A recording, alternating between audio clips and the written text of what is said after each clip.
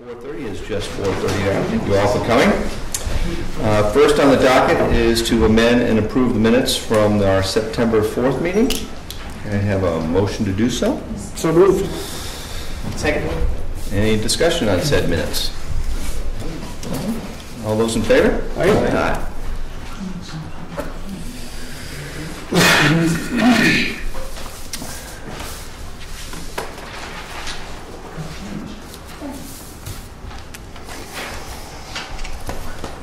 Just a little adjustment while Bill is signing that. We're going to move Jay up to a 3.5 on the agenda here because he's got to kick out of here. So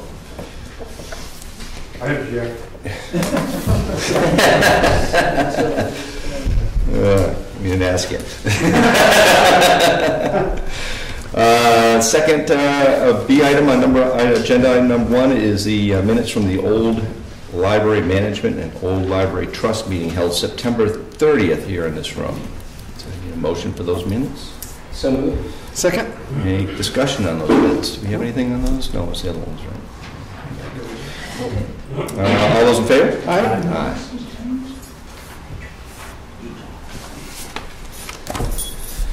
Okay.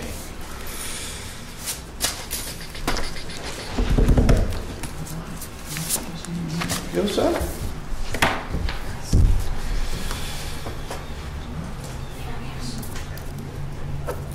Agenda item number 2 is the update on the 924 action items. Not much has gone on or changed since last time on the Dundee doublehead parking I'm aware of. It's still kind of a state of flux on that. Has anybody heard anything? Anybody part of that? No. So maybe we should get a hold of Jim and see if we can rattle some cages again, because we got to hear back from Peter. Yeah, on that, on the original, and then we can find out from Jim how we're going to go forward here pretty quickly, because we're running out of fall here. No, it's a beautiful day. Yeah, beautiful day out there today. Julie had a meeting, scheduled a meeting with Bartlett. That was with the transfer station. That's already been done. We had that meeting the other day. And upcoming meetings, October 22nd will be the Selectmen's meeting, Thursday, November 12th. Our first Selectmen's meeting for November. Following that, we're going to have the Highway and Fire Budget Work Session at 5 p.m. Monday will be our next Selectmen's meeting, the 23rd, and then Thursday, December 10th, Selectmen's meeting, followed by our first budget hearing. I'm sorry. Correction on that first one. It was a Highway and Fire Budget Meeting Work Session on November 12th. The first budget meeting hearing will be December 10th at 5:30 here. Sorry for that. Did everybody get that? No? Okay. We'll have it printed out. Monday the 21st, Selectmen's meeting, followed by the second budget hearing meeting, and that should be changed to the 21st on that date there. I think that's misprint. And Thursday, the 14th of January, and Thursday, the 28th of January will be the January meetings. Final warrant article hearing will be scheduled February 2nd if anything new comes up. So if you... Actually, it's after February. I don't know. After February, sorry. Did I say after? I'm sorry, after February. Yes, sir. I just wanted to ask you both, or just make a mention of the fact that we are scheduled to tour the Lancaster transfer station on Thursday next week, October 15th at 9:30 a.m. And since all three of us are going to be there, or at least two of us anyway, I'm wondering if we should post that. Thursday the 15th at 9:30 a.m. at the Lancaster transfer station. It's about an hour and 15-minute drive. We might, just to be safe, post that. We're going to be there with the Bartlett Selectmen as well. That's our address. What are you mumbling about? Pardon? What are you mumbling about? I need the address. How to get there. Yeah, we'll get you that. All right, anything else on it? No, that's it. That should be good. Looking forward to that, actually. Yeah. All right, item number 3 is the MS 535 with Tammy from Crane and Bell. How are you? I'm fine. Yourself? Very well. You want to come up? Come up and join us. Oh, no, I'll sit in my seat. I actually wanted to show this year, I normally don't hand deliver, but I figured if you guys actually looked at this from the year before, I might have scared you a little, because we changed your fund balance quite a bit when we came through. So what I just put in front of you is a reconciliation to say the first column is what you had at the end of 2013 for a fund balance. The last column is what we say it should have been. So the top couple of lines on the bottom, the non-spendable fund balance, we added your tax deeded property. That had not been on your books before, and it should be. So that is the tax value, and careful I'm wording it, that's a tax value, not a fair market value, it's not an assessed value, of property that you guys have taken in the past, and that's never been on the books, and it's supposed to be. Which column are you referring to? That is add TDP. TDP is tax deeded property. Okay. I'm going to concentrate on this whole bottom section, which is your fund balance. So I'm going to work my way down those rows. You also have that you should be reporting to, all of this is what you should be reporting to the taxpayer. This is why you do this. The town has had in their custody the escrow account. That's the money that you've taken for your timber bonds, for any planning board escrow, and you hold on to that until it either gets refunded or gets used. That's still an asset to the town, whether it's yours or you're holding it in somebody else's hands for somebody else. That should be on your books as well. So we added that bank account, as well as the money that you guys have been putting in a bank account for the highway block grant. So those two bank accounts we added prior to 13. We started the 2014 year with those funds. The biggest change, though, you'll notice is that bottom line, the unassigned fund balance. Unassigned fund balance is the amount of money you get to use when you vote at town meeting to take something out of fund balance. That's the fund balance line you get to use. That's the one you use at tax rate setting time to say we're going to use this money to offset the tax rate, to hopefully lower the tax rate. There was, in your fund balance, we followed this back, it came from 2012. There was an adjustment made on your MS5 to say the trust funds owed you a little over $100,000. And we don't know why that was put on your books, because we can see that $100,000 was received. We see the transfers out of the trust funds, we see the revenues into the town's funds. So I don't know why it was on there, but it's an invalid that overstated your fund balance, so I had to reduce that. So I did to the taxable fund balance to even start off the 2014 year, I took $101,000 away from you for that. And so all of that is part of the beginning balance of the MS5 that was delivered to you earlier. Now the good news is you didn't use as much of the fund balance as you felt that you were going to. At tax rate setting time, you used a large chunk of money to offset the tax rate. But you didn't have that loss for the year that you thought you would. You only had a $241,000 loss. So that's the good news of taking away money. You also didn't spend as much, or you earned more than you thought you would. So you've made up for it yourselves in the next year. But you do end up leaving the year with the $726,000 fund balance that you can use, whether some of it be this year or use it into future years when you might need it. Now, all you have to do once you've reviewed the form, there's a signature page that has our signature on it. You need to sign that. Give it to Julie, who will upload it to DRA. Once you do that, let me know and I'll give them the proper version of the PDF. Okay. Okay, very good. Now, did any of you look at the MS5? Do you have any questions for us on it? No, I haven't seen it yet. Okay. So, feel free to contact me directly if you want. If you do have questions on it, I'll gladly tell you what we did and why we did. That's the page I have to sign. Okay. And those we already have. Okay. That's the only page you have to forward. Okay. Your MS60 also, because of the waiver you got from the state, your MS60 was, we had to do the full package, not just the first two. Even though it's a waiver, when you get a waiver from the state for the audit waiver, they say you only have to fill out the first 2 sections of the MS-60. Because you guys were so close to the population limit by law, we compromised with the state and said if they grant you your waiver, we'd do the whole package for you.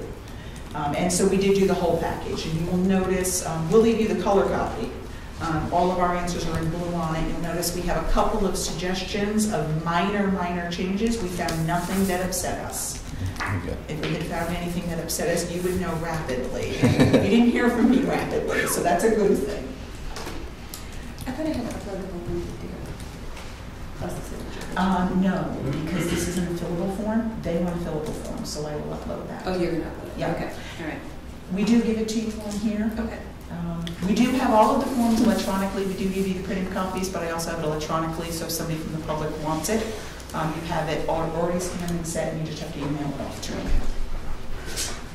So to just recap then, so that I'm clear, at some point in 2012, on the MS 535, there was an invalid entry made of $101,000. Yes. And so there's been an adjustment made because that became known to you. Yes. And so our unassigned fund balance is 700 and how much? 765, is that what I said? 726. You 726? are good. Okay. And I know we had referred to, She's 26, she's got it. I know we had referred to that unassigned fund balance in the past also as a percentage of our... did not run a percentage, so I do not know what that percentage is. You will know that percentage in a couple of weeks because DRA will tell you that percentage when you go to set your tax rate. That's great. And so we don't, it's not known today because... Only because I didn't run it. I can run it for you and give you a percentage tomorrow. But they'll also give it to you. Well, I think it'd be great if we had the percentage by next meeting, but there's certainly no hurry for it, just out of curiosity, so there's a comparison that we can make there. It'd be great. I will gladly do that for Thank you. I can say that you are still, there's quite a wide variety of opinions on the percentages. DRA does not like to see you go below a 5% retainage. Jamie, who used to be your representative, you now have Michelle from DRA, but I know Jamie's opinion when she had you, she didn't like to see a town go below 8%. My personal opinion to help you maintain a cash flow is I like to see you in the vicinity of 10 to 12%. That's what I thought it was, yeah. Not all of my clients can afford that, but if you can be that or higher, that is awesome for you guys. That gives you a nice cushion for emergency. If you have to do emergency spending, that unassigned fund balance is where that money comes out of. So if a catastrophe came through and the highway department said, oh, forget it, we're shutting down three major roads in town because of flooding, they're wiped out, we don't have the money. You guys can approach DRA for emergency spending so that the roads can be fixed. So you want that cushion in there. Mm-hmm. So I'm more comfortable with the 10 to 12%. Yeah, I thought it was in that 10 to 15 range. Yeah. And I do believe that you're still going to be fine within that range. Okay, great. Awesome. Super. But I will give you figures for your next meeting so you know that for certain. Thank you. Thank you very much. That's all I had for you. All right. No other questions, anybody out there or anything?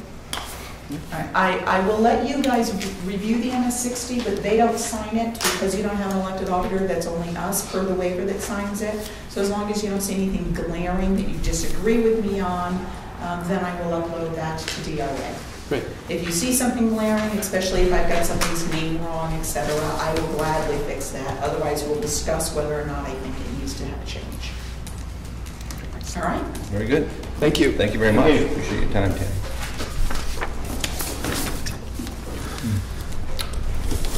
All right, moving on to 3.5J, the Highway Department. Question generated from public comment, right? Well, you... So didn't Bob have a question on the road issue, parking issue? Well, you said you want to go before the police. I'm sorry. You want to go after then? After the public comments? Yeah. Okay. I'm sorry. My bad. You're gonna go anyways, okay. I believe Bob had a question. Okay. You wanna address him? Yeah, we'll take Bob's question now. Bob, what was your question, since Jay's up here and he's gonna leave, so. Well, one of them, how does the road get accepted with a limited width it's got? Which road are you talking about? White Mountain? By your place? Yeah, Going up the left there? yeah. Planning board had it all designed to go with a little wider road, Yep. and you guys just passed it right over. Well, The end of the road, where they got the turnaround, I don't know what you turn around there, I'm not the one to pick up. What do you think, Jay? Well, I can address the turnaround. I agree with you, it's tight. It's small. But I do have email confirmation from John that when they continue the work up there, he's gonna make it bigger, for one. But what I will tell you is the turnaround that's there is bigger than what was designed and approved by the planning board in 1985. I've got the paperwork right here. I also, when this whole thing started, whenever, it was a year ago, Kevin, this all started up there with Caruso and the building permit stuff. Less than a year ago. The selectmen made some decisions with John as to what he had to do up there so that he could sell the lots and get the building, they could get building permits. And I was asked to, he has to create turnaround for what was designed in 1985, acceptable to the fire department. Well, what he has there, I agree with you, it's small, but it meets state fire code and FBA for turnarounds. It's a miracle. The one that I had put in, we won't go with. Well, what you did in '05, or whenever that was, with the planning board, is a planning board thing. What I approve, what he's doing up there right now is what the selectmen at this point are trying to satisfy the 1985 design for that development. Right here is the page, which we have on file in the fire station, and we have since 1985. I mean, I got 8 pages here of stuff. This is the design that was approved by the planning board and the selectmen in 1985. And it shows a 50-foot by 25-foot L-shaped turnaround. What's there now, if you go up and measure it, and I have measured it, and I've got maps, it's actually bigger than what was approved by the planning board. I'm not disagreeing with you that it's tight and poor, but it was a design from 1985 that was designed on the side of a ski slope on a steep ground. Will that carry on forever? That's the selectmen's decision to make, whether they're gonna allow them to, stick with the 1985 design or make them upgrade it. That's not my decision. The only thing I go by is what state fire code says. And it meets state fire code specs. And Goody and I have both looked at it, and we both agree it meets. I'm not disagreeing with you that it's tight, but John, I do have email, and John is planning on making it bigger so that we can, because we did go up there with a fire truck and turn around, and you can get turned around, it's just a little snug. And he did agree to make it bigger when construction continues, because there's a driveway that comes right off of that turnaround and goes towards the ski trail. So it's still a work in progress, I guess, for one, but it does meet fire access state fire code to satisfy the fire department. And that was the premise that we had, to get that done, was to make sure we had fire code, and that was our The main. selectmen, when this whole process started less than a year ago, it never got finished, it never got finalized, they went through bankruptcy. Apparently there was a bond on it. Where'd the bond money go from the selectmen in 1985? I don't know. None of us were there. So between the selectmen and the fire chief, we've been trying to make that situation fit where it is. I mean, it's pretty, it's on the side of a hill, and I also had to have the gravel, had to take it to Wakefield, had it tested to see if it would meet the spec. then again, you're dealing with specs from 2005. This is all stuff from 1985. Whether you know, that's entirely up to the selectmen whether they want to force them to do today's specs or the specs that were designed in 1985. I can't believe that specs would go on year after year. I think it was just for us, it was more or less a compromise to get this deal done and Resolved. dissolve the situation as best we could. You know, I think it's actually larger than, you said, the 1985 one, right? So that was a little bit better. The one that's there now is larger than the 1985 design. But less than what the present standards would be, which was 60. I would think so. I mean, if you were going to present standards, and approving a development, you'd have somebody like Burr up there Right, doing that. doing everything, but I believe you guys chose not to go that route, you know, to try to make things work and Right. try to keep everybody happy. I don't know the grades that are up there for to take the condos that were designed and fit them onto the ski trail in between the road and meet the grade, meet today's driveway specs for percentage, meet the roads, meet everything. I don't know if it was a brand new development going to planning board, if it would meet the specs brand new. So you kind of got an existing situation that trying to make everybody happy and make it all work. I mean, we drove up there with a fire truck, pulled up towards the gate, backed up and drove up. So it is. And you didn't have a problem making the turn up by Bob's up the Upper Black Mountain Road? No. So it was acceptable getting up there. You know, and here, you know, here's the spec from the State Fire Code, NFPA 1, Chapter 18, that shows you what, for fire access, what we would build for a turnaround hammerhead, Y-shaped hammerhead. Pete? Yeah, I have a question.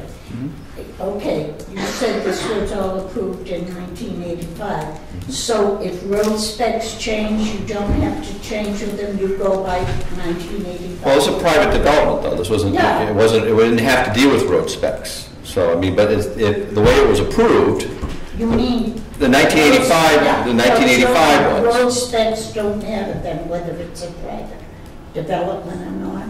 I'm not, I can't answer that. I can't answer that Well, either. that's what I'm asking. Yeah, I don't have an answer for you on that, but I believe the answer to that is it's up to selectmen can make that decision whether they want to grandfather it and allow it to make it work, or if they wanted to say you got to bring it up to today's specs. I think you guys have that ability to make the decision which way you go.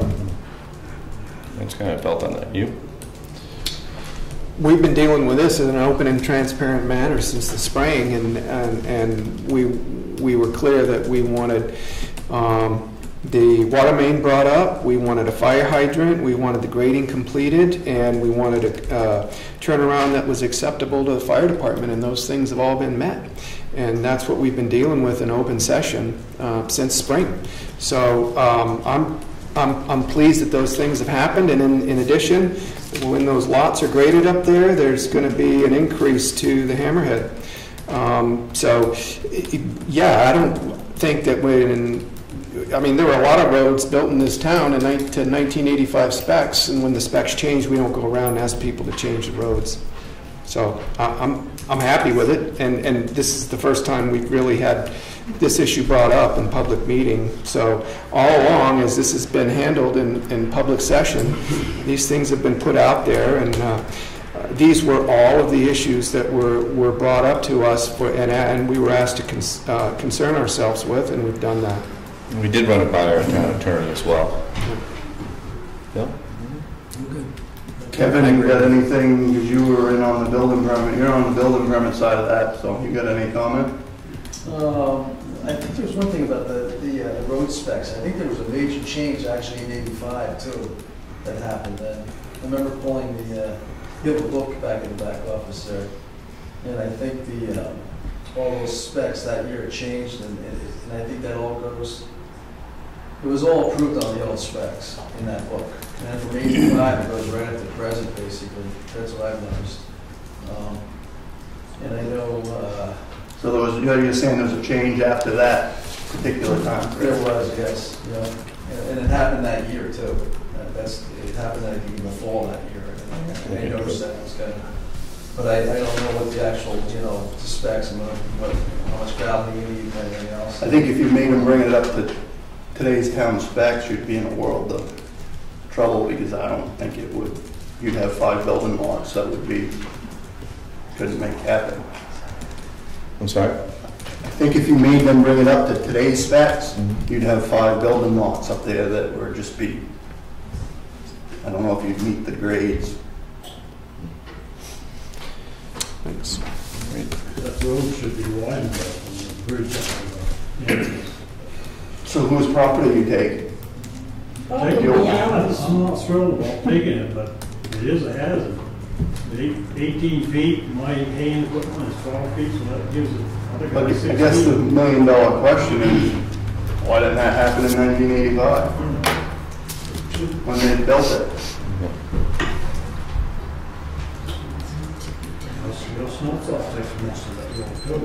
But I mean, why wasn't it done in, Well, they made the first house. why wasn't it done in 1985? It was supposedly bonded. Where'd the money go that when it went? Right. Bond.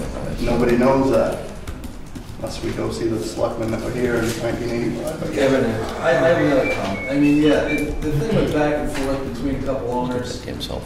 and all along there was a bond that was required. And then the last time it was sold, there's a document in the files that basically the lawyer that was representing the buyer said that this is going to create a hardship on the owner to pull a bond. And it was a document, and I think the selectman said fine. So it was just sold, so there was no bond at that point. And I don't, right there, that should have never been done. And like I said, it's just all these past mistakes from before. Yep. There was no follow-up at all from, I don't know who was inspecting that after the engineers all looked at it and approved everything, but there was no town official, it might have been Peter Kelly at that point. I know the water system was inspected by the fire inspector at the time. I know that. I've Okay, seen the so- paperwork on that, Yeah. on at least the water So that side. was that Ray. Yeah. Yep.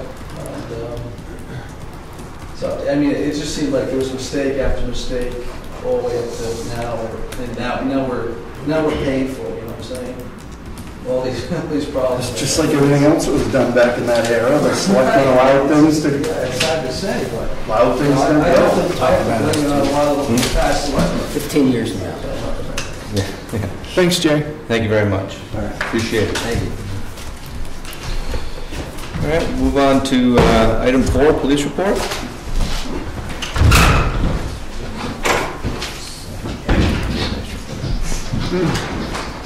Can we go to public comments in case there's any? Oh, yeah, I will.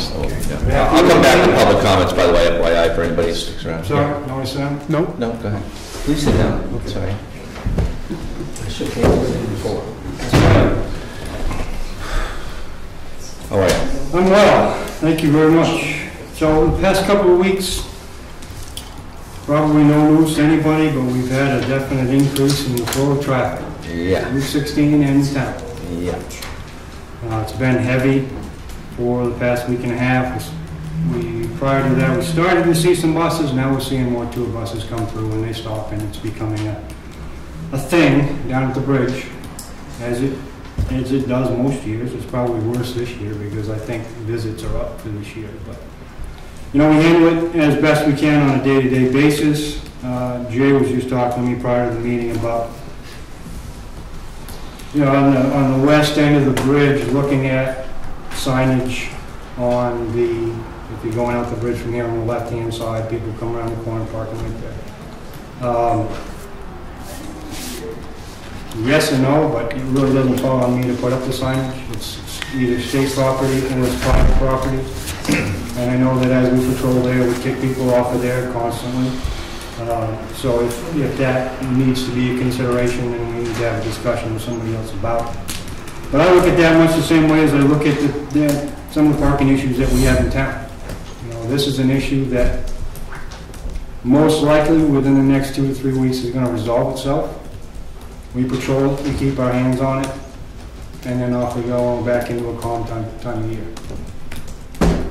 One thing about those parking spaces, I had asked a couple of years ago, they need to be relined out there so they're visible. I think that's one of the issues. People coming around, they don't see any parking spaces along that little side road parallel to the river there. It is an issue, and unfortunately, in talking with the people at state about trying to get our crosswalks repainted as well, that's a budgetary issue, and they're months and months behind because of money. So you can make the call, you can put in the request, but chances are you're still going to end up waiting for it. In terms of transparency, there's a lot of talk around town, and we've quelled it to the extent that's acceptable right now. But there was an incident at the Thornhill Inn, or up on Thornhill, that involved one of my officers and a bear. And the bear was with cubs and posed an immediate and foreseeable threat to the people, the crowds that were gathering, and they were trying to approach the bear. The mother bear was actually doing the false charges. So the officer discharged his weapon with a wildlife round, which is a rubber bullet, non-lethal, and the bear and the cubs went away. And our officer, Officer McDonald to be specific, went above and beyond. He stayed for an extra half hour, 40 minutes, talked to individuals and groups of people to explain, no, I did not kill the bear. I didn't shoot the bear with the intent of killing it, but this is how we get a resolution to this type of situation. Well, that kind of morphed into, did you see Jackson PD? They shot a bear up on Thornhill. Why did they shoot a bear? He wasn't doing anything wrong. And it became this whole sort of telephone game of he said, she said. So I just want to be clear with everyone that no, the Jackson PD is not in the habit of shooting bears. We have wildlife rounds that we do utilize, and the officers are trained to shoot those guns with those rounds in a safe environment, giving X, Y, and Z's in place that warrants that type of a shot. Obviously, we try not to do it when there's onlookers or during a wedding party or something like that, but circumstances have to be able to dictate when that officer is going to be able to do what he needs to do. So no, we haven't shot any bears. It's not in our procedural manual to shoot an animal unless it poses an immediate threat of deadly injury to someone. So just in terms of transparency, that's kind of the information that we've been putting out. That's the incident as it happened. It may be, so any variations thereof, they were just not true. Well, I just think you need to stress, too, that this was an incident created by people who had created an unsafe situation that the officer went in to try and protect them from themselves.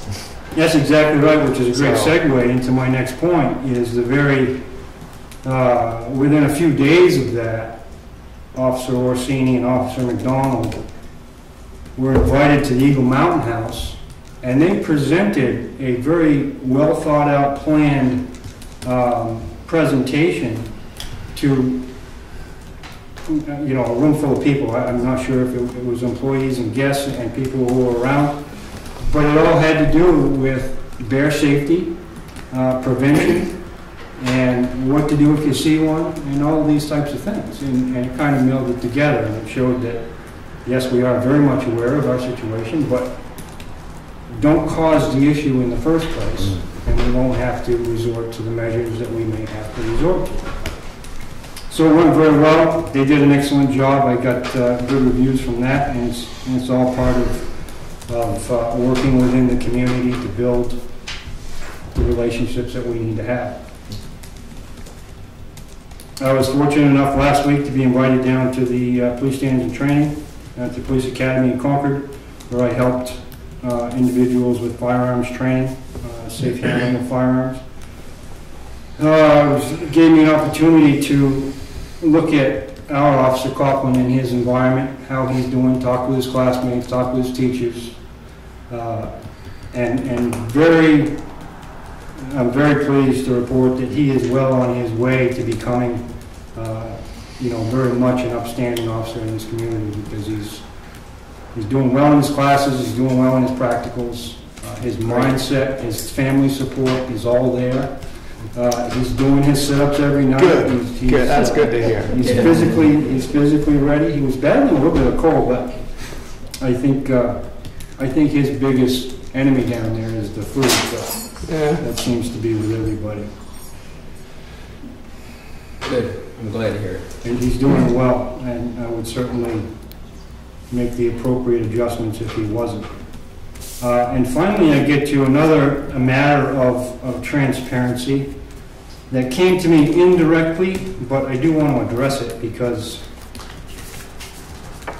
there may be the propensity for it to get out of hand. But I did hear from another agency that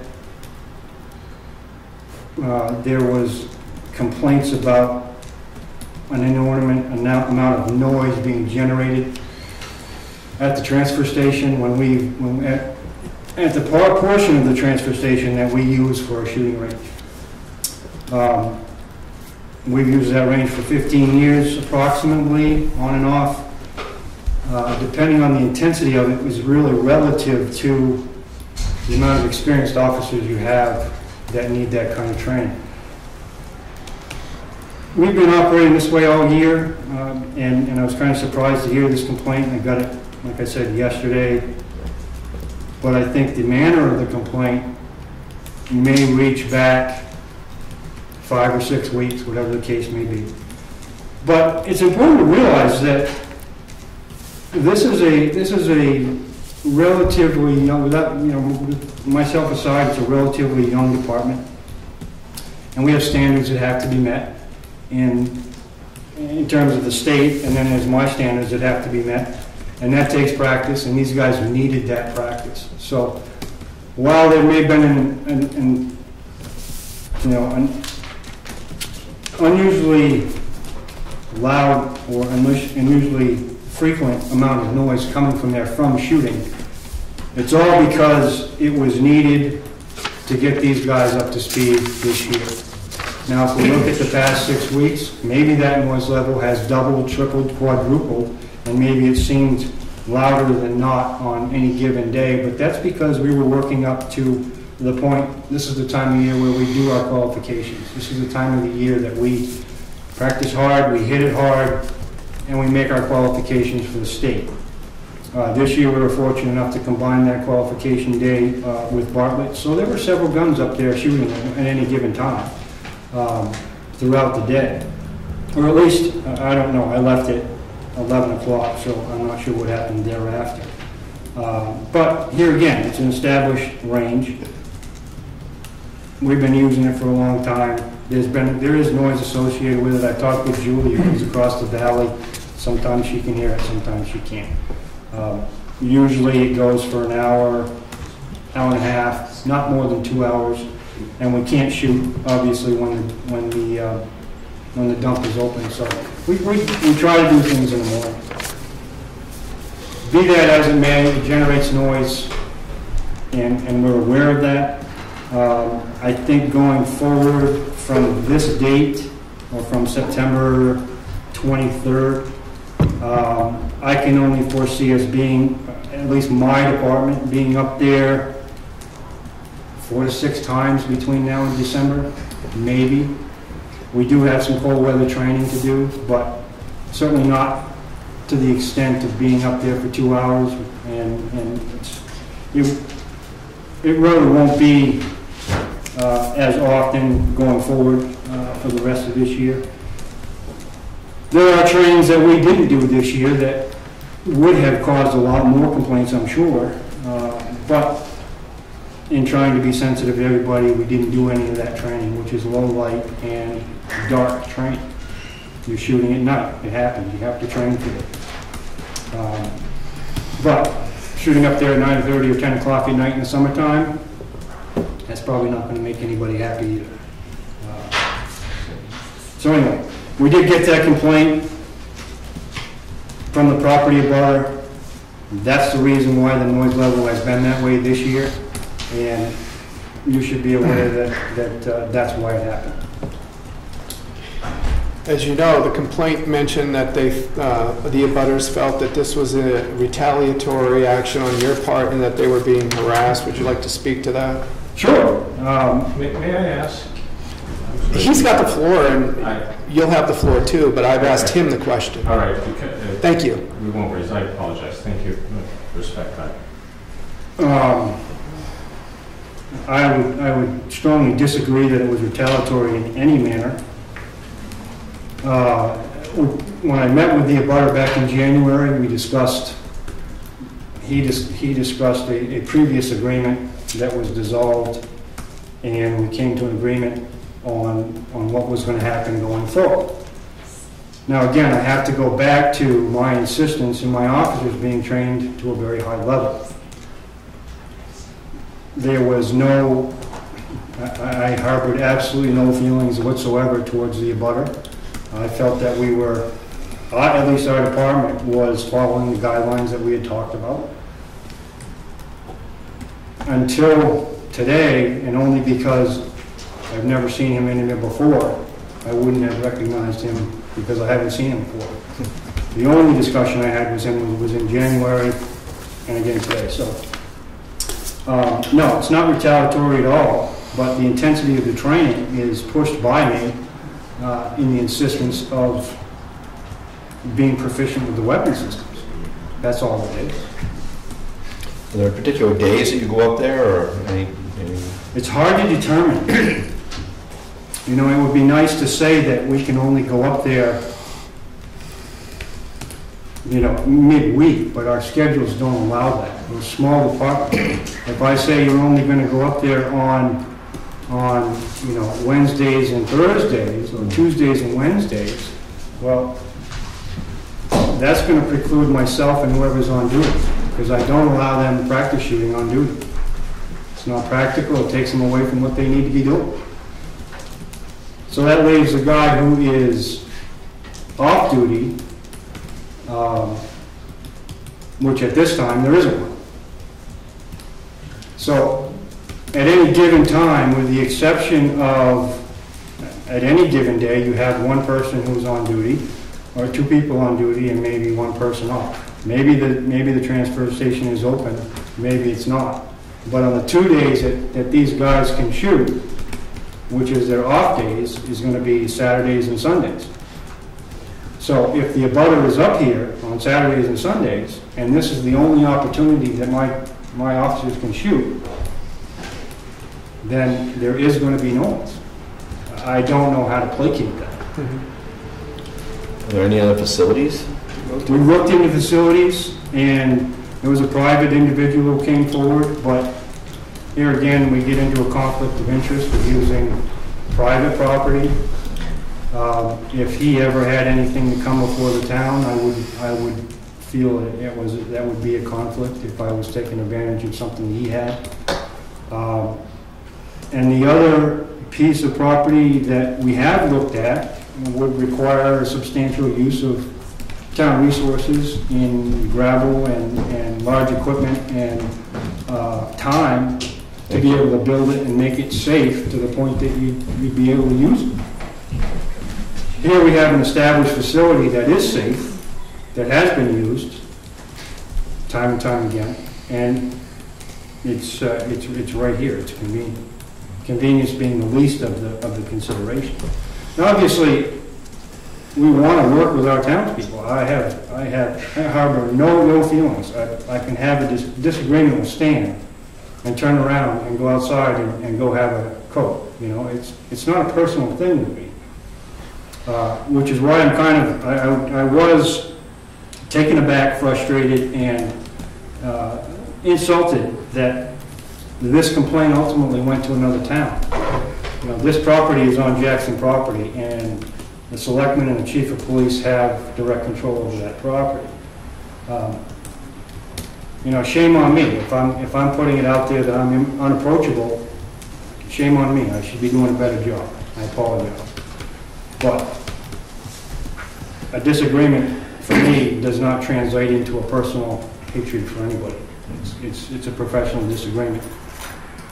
And we all have avenues that we can take to satisfy or get a decision if we're at an impasse. So, no, I don't harbor any ill feelings towards him, and it's never been a matter of, you know, do you want to be this? Okay, I can be it worse. I don't think that way, and my guys don't either. And girls. Bill, what do you think? Okay. Well, no, but I think that because Mr. Forrest is here on this matter, I'd like to offer him the opportunity to have the floor right now. Sure. Gilbert? Thank you. Not sure where you'd like me to set up when Chief Jetty is here. I can come here, it's fine. Absolutely fine. Oh, thank you. Very kind.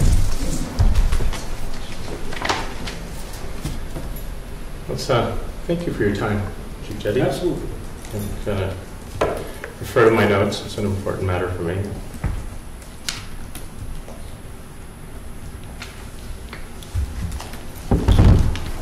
So, yes, the name is Gilbert Forrest. We've been coming to Jackson, my wife and I, for over a decade now. Usually staying at the beautiful inns. Fell in love with the place. Started looking for a home, a retirement home, and ended up buying Bobby Hansen's place, which is a beautiful home up on Transfer Station Road, and we've invested a lot of time and of ourselves there. Before buying the home, I realized it was next to the transfer station. I visited the transfer station. I had a great discussion with John Edgell, the manager, to say, Edgell, yeah. Tell me, if I live here, tell me what I'm not going to enjoy about living here, so that we have a clear agreement and we can be the best of neighbors. And he was quite honest. And the fact that it was used as an ad hoc shooting range never came up, but everything else did. And to be honest, the transfer station crew are fantastic neighbors, and we love it here. We spend as much time as we can here. I'm turning 55 next year and looking at retirement, and so we're looking at transitioning here full time as our home. The first 2 years here, we were actually not aware of any shooting at all. It just never occurred while we were here. The first time there was shooting, it's scary. So I got on the phone and ended up speaking to the chief at the time, Chief Myers, who basically said, we use it, we try to use it on Wednesday, Thursdays, it's only for qualification, and okay, thank you. And so it's going to be Wednesday, Thursdays, and it didn't seem like a big issue. I then got on the phone and spoke with Chief Conifee, who said actually Bartlett was limiting it to the first Wednesday of every month if people needed to qualify. So for the next, so this is 2013, so until this spring, actually, I really had paid no attention to it because we just maybe crossed over one time in 2 years. Before I continue, I do want to say that it's not a police issue in any way. We have great respect for the uniform. My brother-in-law served at Desert Storm. He's a Massachusetts state trooper. He's a sharpshooter. He's actually assigned to President Protective Detail anytime the President is on the Cape or in the area. My brother is a senior RCMP officer as well. He's a tactical leader. He is also assigned on special duties, i.e. protecting our President when he goes to Canada, as well as the Prime Minister. And so it's really not, it's not a police issue at all. Both my brother-in-law and my brother have been here during exercises, if I could call it that, and we're actually quite surprised at the setup. What I'd like to do now, and let me set this up, is I want to share with you a small audio segment from my screen porch. I recorded on my iPhone. It's the first 2.5 minutes of Sunday the 27th, last Sunday. And I'll give you a little bit more. What I'll try to do is set it up here. What time of day was it? It was, I'll give you the exact time here just as I look at my file, I'm sorry, but I believe 10:39 a.m. Sunday the 27th at 10:37 a.m. This is we've received a phone call saying they'll be shooting maybe 15 minutes before, so that we know at least that it's police and not a stranger. After the first, I started this recording after probably the So first you 7 or 8 acknowledge when you got shots. the phone call? Yeah, we get a phone call and we know that it's gonna start. So you soon answered the thereafter. phone and you said, okay, we acknowledge that this is going to happen. And this-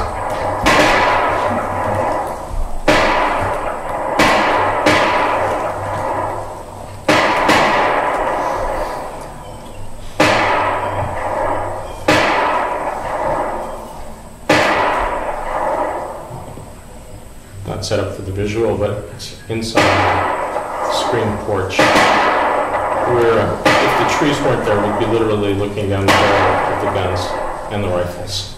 No, you wouldn't. Uh, You're 80 feet high. So who was your real estate agent?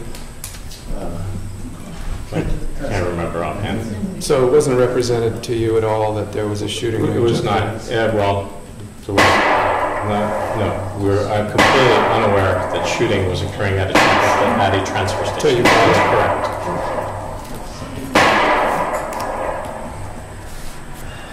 We purchased Eyes Wide Open on the transfer station. The transfer station is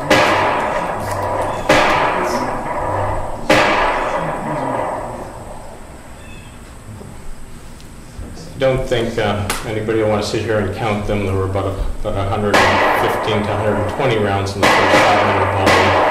Typically, it's approximately 2 hours. Rounds, typically 2 hours. That Sunday they ran until 12:05. They were actually transfer station gates were actually open when they left.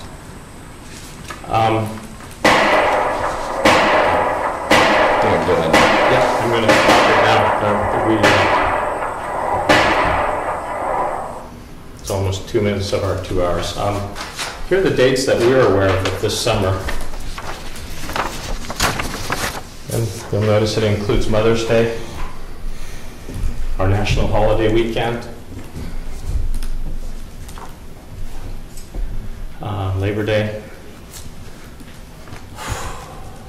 It's stressful. It is traumatic being shot at. I understand there's a gradation. They're shooting into the lower part of a pit. And perhaps intellectually people can believe that 1,000,000 times out of 1,000,000 there will never be a stray bullet. But when it happens, my wife gets concerned. We bring in our godchildren, our nephews. We've had guests pack up and leave. My wife refuses to have guests anymore because we never know when it'll happen on weekends. We wake up early now, and if it's nice, we just try to get out of the home. We have a beautiful home that was built for permits issued by the town of Jackson. And quite frankly, we believe that our time here, we deserve to enjoy this beautiful environment and our beautiful home peaceably. We didn't purchase a home next to a police gun firing range. We've been subjected this summer to thousands of live rounds of shooting. And that's not an exaggeration. We have multiple clips. I don't think it's productive to do that or to listen to them, but we have documented that in messages. Jackson police have been shooting when we are there and had knowledge of that. My wife at wit's end called Officer Orsini once and asking her, please call back. I want to understand why you steadfastly want to be shooting on weekends. My wife had the unfortunate experience of being at the Brigham and Women's when the surgeon was shot and killed recently. It is not an appropriate use of a transfer station. It is not an appropriate use next to a residence or a residential home. Now, apologize for interrupting Chief Jetty, and this is why where I want to end up here is what I want to say. It's clear that Chief Jetty, the Jackson Police Force, and the Town of Bartlett Police need to train. They need to train as often as necessary, at the times that it's necessary. And I understand that. It's a new age in terms of safety and relationships with potential acts of violence. Now, what's very clear to me is this town police department needs an appropriate shooting range in an appropriate area so that they can train in a way to serve us and serve our community, and that wherever that shooting range is, it shouldn't be in somebody's backyard, and it shouldn't be with a house at the other end of the line of fire, even if it's up on the top of a hill, whether that's my house or anybody else's house. It just shouldn't be. So I'm here today to ask that we open a dialogue and that we work together, and hopefully with the police forces and the town of Bartlett, to find a place where, recognizing that violence and the use of guns is not going to diminish, that we have an appropriate facility for the people who serve us to train, and to train without ruining any citizen's life, and do that in the respect of A, our police force, and B, the respect of your citizens. In this instance, it happens to be myself and my wife and our children and our guests, but I would be sitting here next to anybody else who had to go through the summer we've gone through. It just shouldn't be. There has to be a solution. There have to be great ideas. I want to throw one out. Why not the Carroll County Fishing Game Club? Chief Jetty just said it's not a matter of convenience. It's 10 miles away. It's structured. It's for that. It's established. Is in Madison. I'm sorry. Carroll County Fishing Game Club is in Madison. I'm not trying. I'm just trying to say, for example.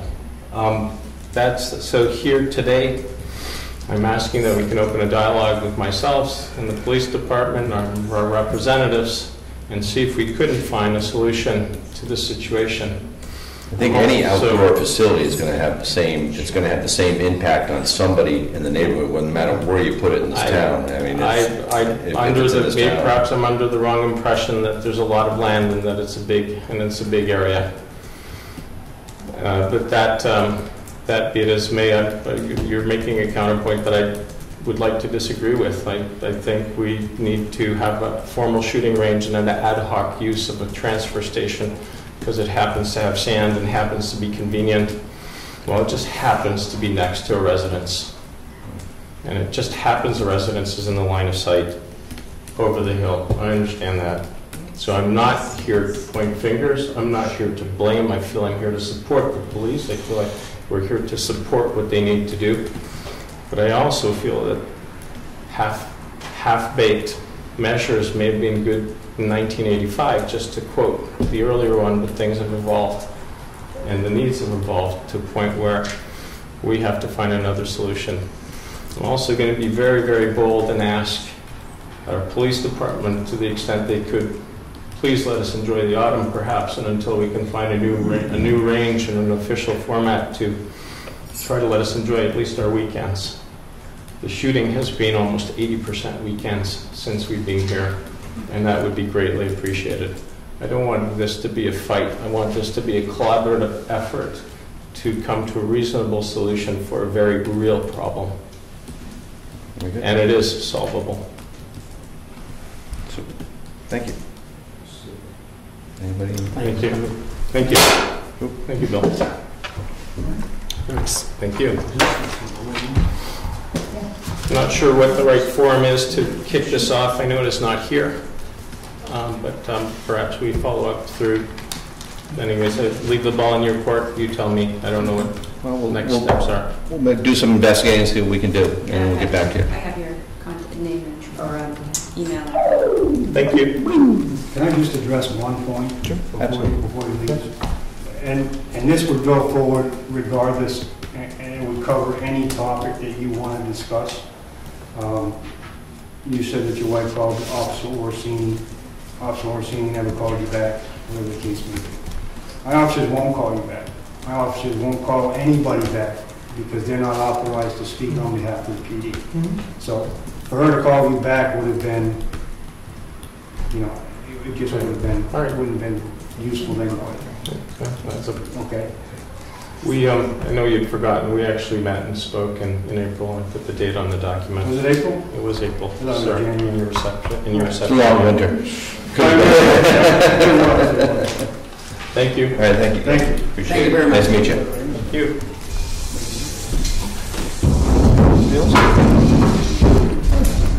You good? Chief, we're all set? You wish to add? No. Okay, very good. Thank you very much. Well, no. Thanks, Chief. Thank you very much. As an initial piece, why don't you let me talk to the chief first and see what I come up with? Okay. And maybe all of us get together and whatever. Let me talk to him first. All right, run it by Chief. It's your department anyway, so take care of that, and hopefully we can come up with some kind of solution to that. All right, back to item 5, public comments. Any other public comments? You got Bob got his in earlier? Anybody? No? All right, we'll move on to building inspector. And Kevin, please.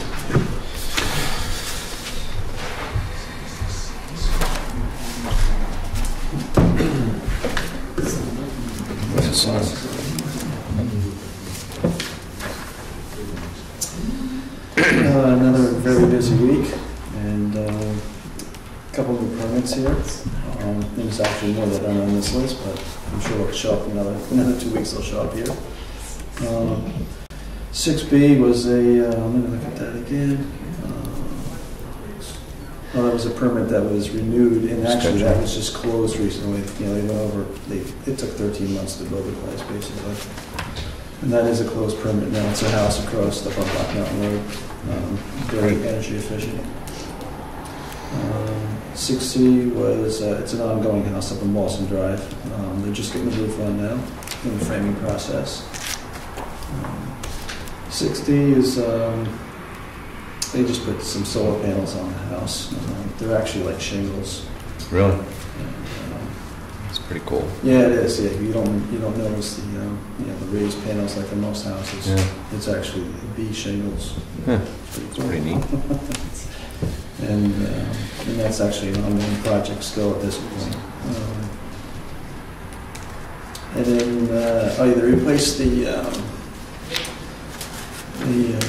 it's called the electrical box down in the park down there. And I guess from the last flood, and I'm trying to think when the last flood was, but that thing was underwater, believe it or not. Wow. So I guess, it retains some water in the box that are rusting out anyway. And Goody and Jay noticed that it definitely needs some replacing. So I think Goody went down there.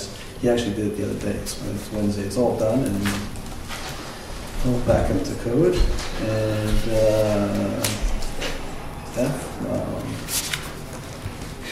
handling complaints. I don't know what that has to do with Handrail complaints?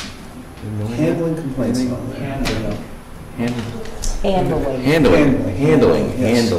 complaints. Yeah. Handling complaints. I don't know if it's something you guys wanted to talk to me about.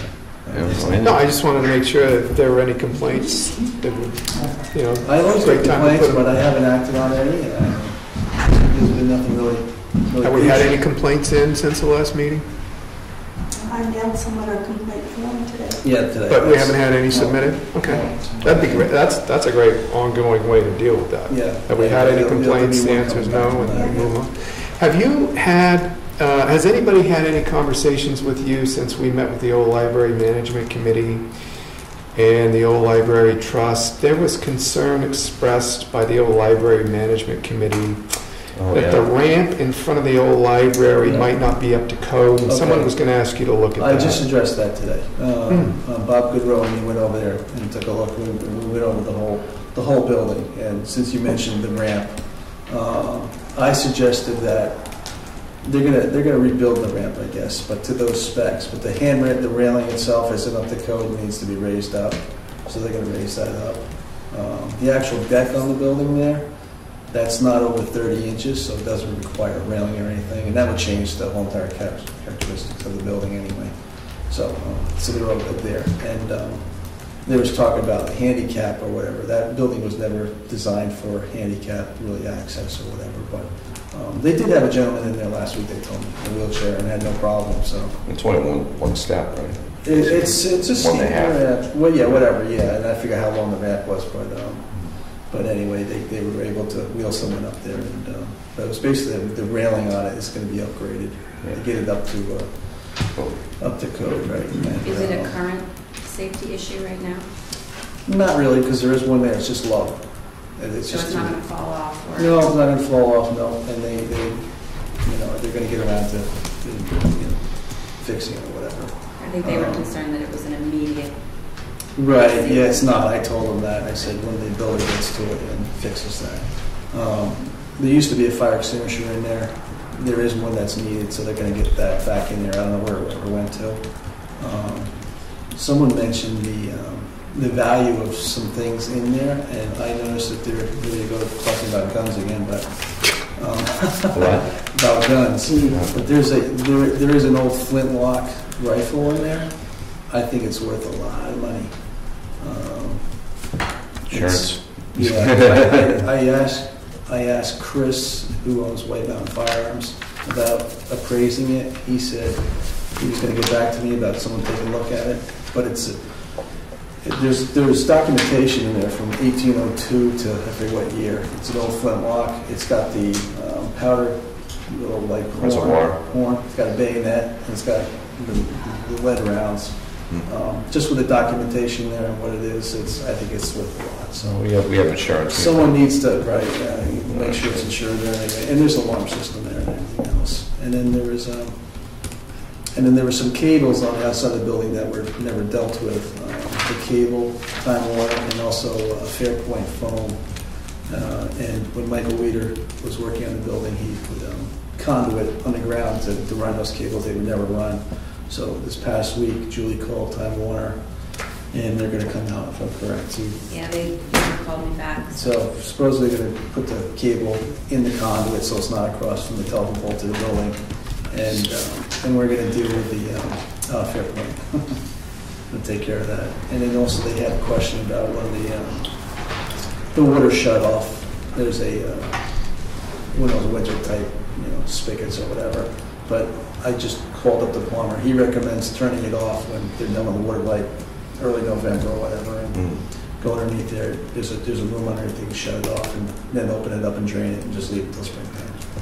So and then I think they're going to get a quote for painting the place too. It definitely needs some paint. Inside, outside, both? Outside. Do you want to take on the responsibility of that water spigot, or who's going to be assigned? I can do that. Okay. Yep, and I'm going to tell I forget her name now. Margie? Yes, and tell Margie that I'll be happy to deal with it. So, and I think that was everything. I think we just everything that was there. So they're in good shape. Thanks. All right. Yeah, I appreciate you following up on that. Okay. Yep. No problem. Thank you. Thank you. Yep. All right, moving on to new business. First up is the Christmas King Cure, approval requested. This submitted letters request for the approval of a proclamation making an honorary citizen of the town of Jackson to a Wounded Warrior family selected by Christmas King Cure Charitable Foundation to be presented by the Selectmen's office at the opening ceremony of the annual Christmas King Cure event in the town of Jackson at the town Jackson office, Friday, December 18th. So please mark your calendar for that one. If you can make it, I will do my best. I can think I can make that one good. It's one of my favorite events. Did you say one family this year? I believe so. It didn't have an S on family, so.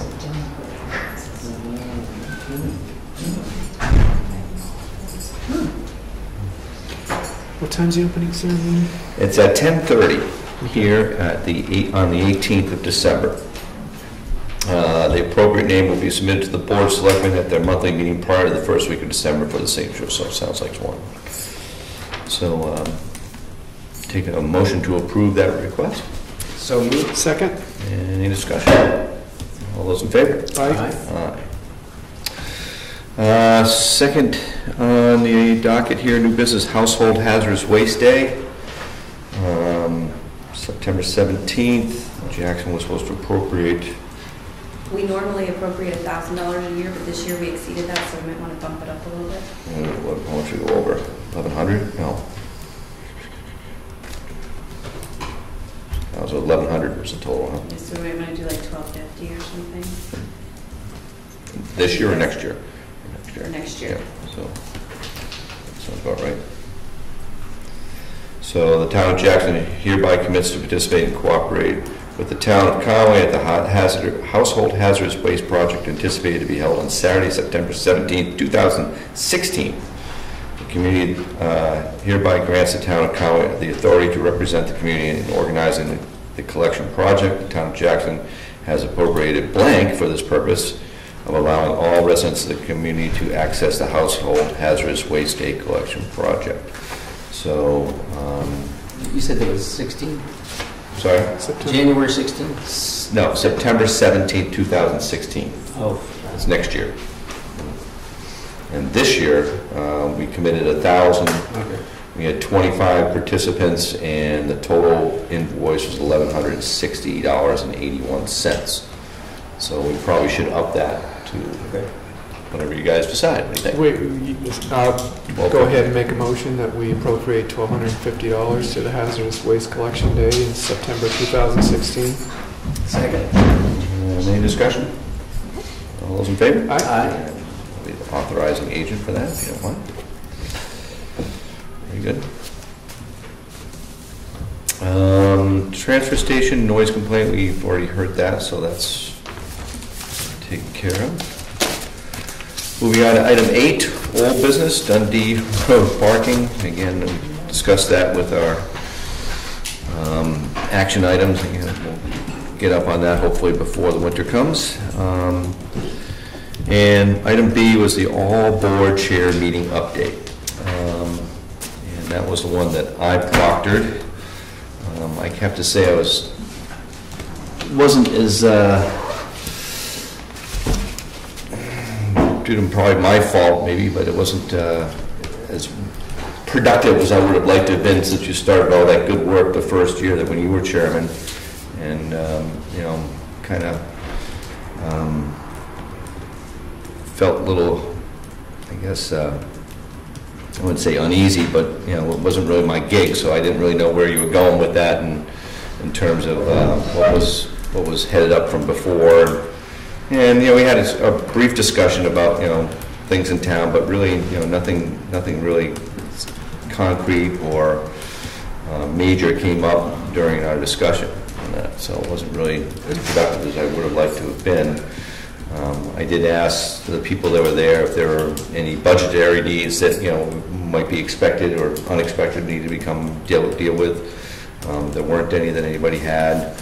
You know, we did have discussion about having, you know, committees come to our meetings maybe quarterly to report, you know, Conservation Committee, Library, Old Library, you know, that type of thing to, you know, kind of give us an update. But that was about it in terms of what was actually discussed on that.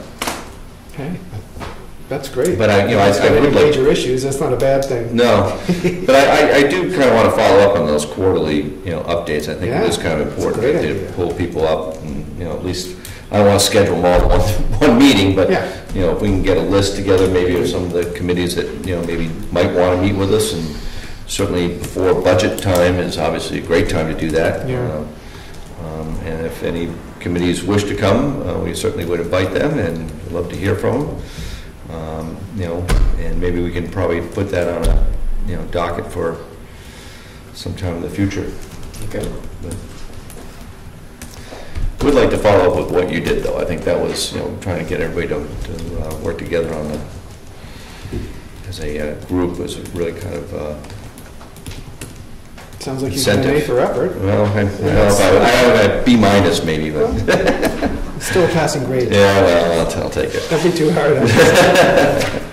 But yeah, I would, you know, it would have been nice to have that been a little more productive. But.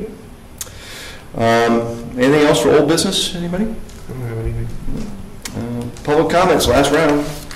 Speak now or forever hold your peace. Yes. I was not able to make the last meeting, but I was just wondering if the additional security measure, the thing that you had brought up, Doug, with the school in town, is that passed? Is that a done deal? That was left, I believe, in the hands of Kevin Richards, SAU, because they have to go, since it's part of the SAU, I think they have to go through the whole approval process on that. Is that correct on that? The cop sync? Mm-hmm. Okay, yeah. But the town did commit to and approve their portion of the spending for it. Thanks, Penny. Anybody else?